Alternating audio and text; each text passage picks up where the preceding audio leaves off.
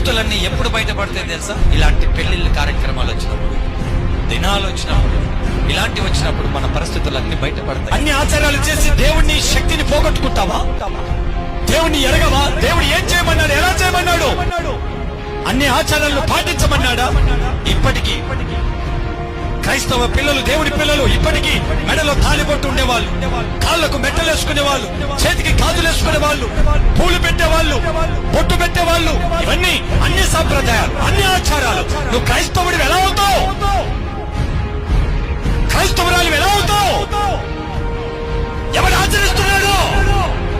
ఎందుకు క్రీస్తును తెలియక, శక్తి, దేవుని వాక్యపు శక్తిని తెలియక ఇప్పటికీ పొరబడుతున్నారు, పొరపాటు చేస్తున్నారు, దేవుణ్ణి ఏడిపిస్తున్నారు, సంఘంలో దేవుణ్ణి ఏడిపిస్తున్నారు, పరిశుద్ధాత్మను దుఃఖపరుస్తున్నారు.